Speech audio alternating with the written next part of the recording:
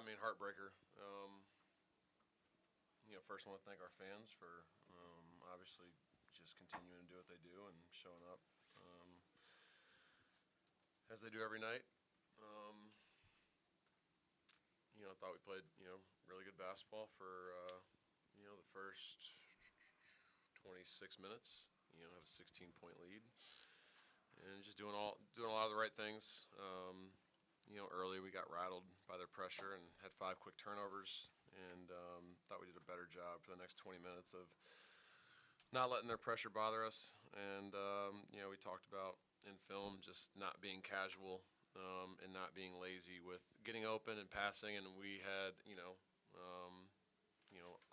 stretch there where we're up 16 and 3 straight turnovers on just Tahad not getting open, and I think Sebastian and Keyshawn just throwing lazy passes, and they did an unbelievable job of executing and just converting off those turnovers. So, we I think fatigue set in a little bit,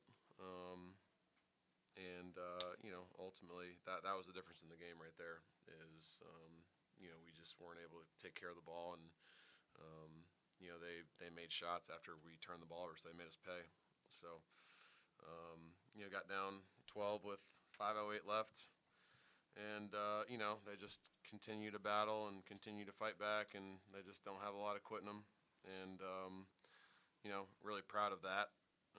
But we just got to stop shooting ourselves in the foot, and we can only look within and only just be accountable for our mistakes that we made against their pressure. That ultimately was what the difference in the game was. Coach, sports information came in and said you guys were on the call with the SEC. Can you walk us through the explanation of that final sequence there and what they told you about the clock? I don't have a clear understanding still, so I still got to gather more information and get an understanding as far as what their determination was.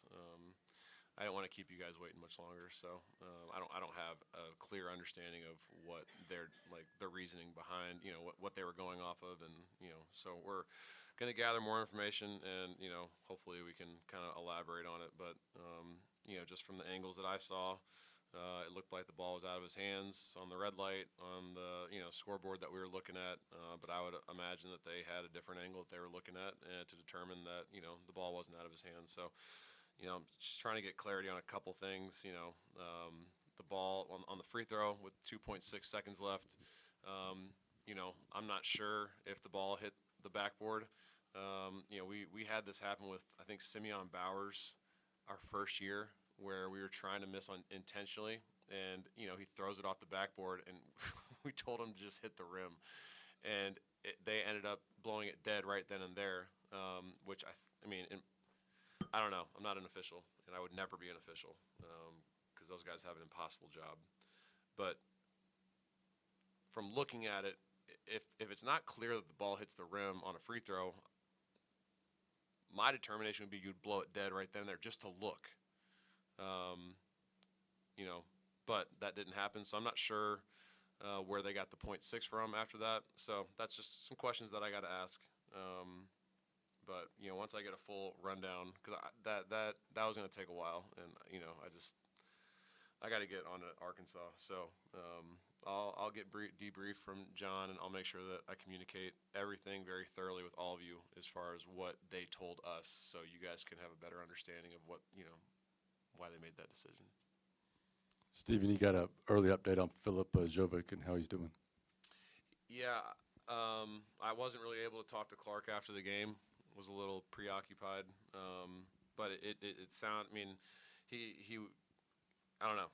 I don't want to elaborate on it too much, but Philip's a tough kid, and if he's not able to come back into the game, obviously he's in a little bit of pain. So I'll get with Clark and figure out where he's at. But it's just him not being in was huge because it led to guys having to play a few too many minutes, and man, just with Philip being out right then and there, and then you got Abdul, who hasn't been able to play and God knows how long, and Mech being out for the season. Our depth is just so limited right now, and I would have loved to have pressed this team for 40 minutes because you saw how they just kicked the ball over the gym late.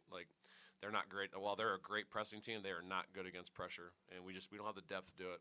And that's on us as a staff. But obviously, we've run into a string of just unfortunate luck with some injuries. So not sure. I'll get an update on Phillip and try and get that to you guys. Coach, second straight game Tahad Pettifer coming off the bench. Magwood gets the start. Tahad had 11 for the night, 9 of those in the first half. Did you see some improvement on what you were looking for him, or still like kind of looking on what he needs to fix to get back in that starting role and be a leader for you guys?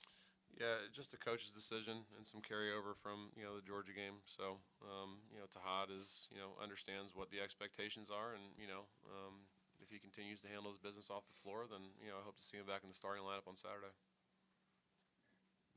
Stephen, did you feel like they changed anything with their defense in the second half to get those turnovers again, or is it just like you were saying earlier, just more of you guys not doing what y'all needed to do like you did in the first half? No, they didn't change a whole lot, honestly. I think we just I think Tahad got tired, and he kind of ran to the corner.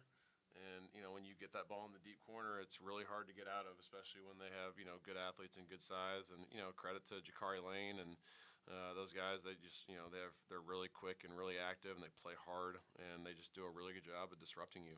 And Ali Diba had a lot of big minutes for him. Federico came in and was a really big presence defensively. So they just were really active with their pressure late in the game as the game went on, and we just kind of got the ball into bad spots and threw really two uncharacteristic passes that really cost us. And instead of just taking our time, I'd rather have a 5-second call than to do what we did on both of them, because then we could set our defense. One of the things that we talked about in our press was having our 2s and 3s get down the floor to spread out. So when you turn the ball over, you have no one that can run back in transition and get to those shooters. And, they made us pay for it. So, credit to them. They made plays in pressure as the game went on. And, we made some really silly mistakes. Stephen, just that final 0.6 seconds there, just the emotional swing of seeing it go through. The arena erupts. It's chaos. It's pandemonium.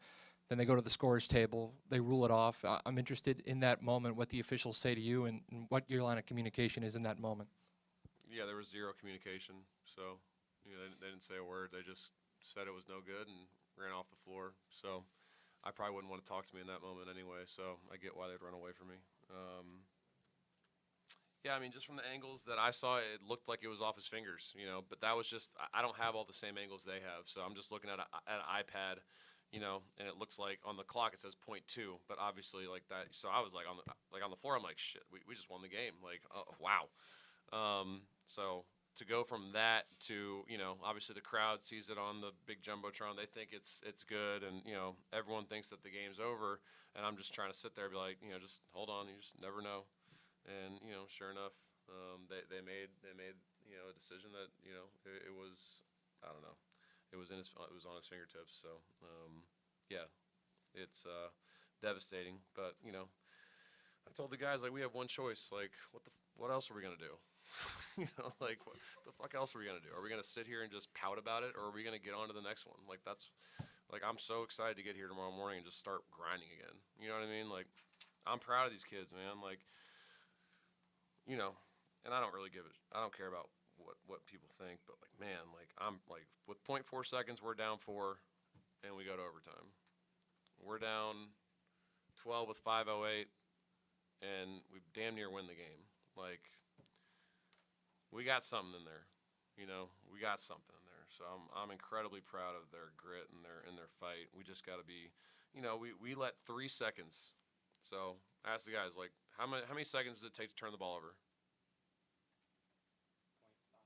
0.5. Maybe, yeah, or a second, just to make it simple. Okay. We let 3 seconds impact 8 minutes of basketball. Think about that. You let 3 seconds impact 8 minutes of basketball.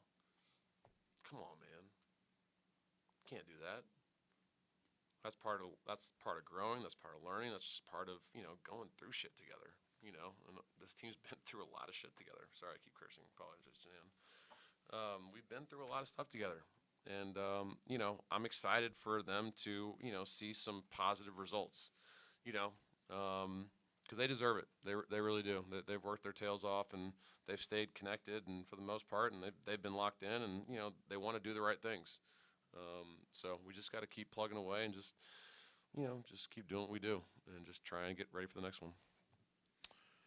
Coach, 8 minutes for Caden, 9 for Simon. What did you see out of those guys, and what do they need to do to continue getting playing time?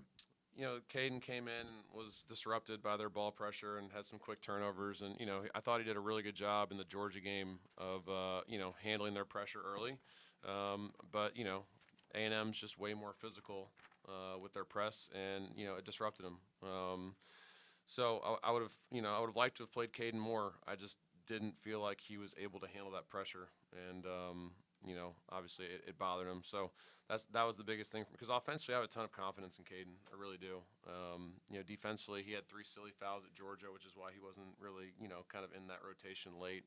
But tonight it was, his offense, he had, three turnovers, and that makes it really hard when they're pressing the entire game to just continue to go back to him. Simon came in and gave us some great minutes. He was in there on that unfortunate stretch against pressure. That had nothing to do with him because he's at half court. He's an outlet. But I want to say before that he was like plus 10 or something. Hit a big mid-range jump shot. Had a big steal in transition. Thought he did a really good job of defensively just kind of sitting down and guarding. So, if he continues to do those things, he'll see more minutes. So it was good to get a little contribution from him off the bench.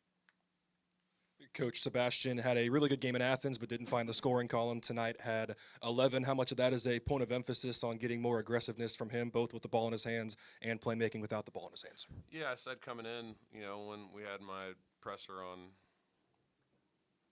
what was that, Monday? On Monday, that this would be a good game for him because against pressure, ball comes in, you throw it back to the 4-man, which we, every time we did, we got really good stuff. And Sebastian is just really good at just bringing it up because he moves so fast and he's under control at the same time. You don't want to get in front of him. He's like a train.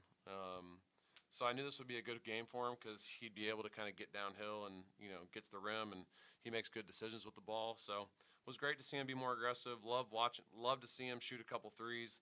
Obviously, the free throw line is something that he's just got to continue to improve on. But I thought a lot of really good things. He was way more productive in his minutes tonight. Plus 10, the plus minus. So he's such a special talent, special kid, special player. So gonna need obviously if Phillip's out, I'm gonna need him to have a lot of step up. Thanks, guys.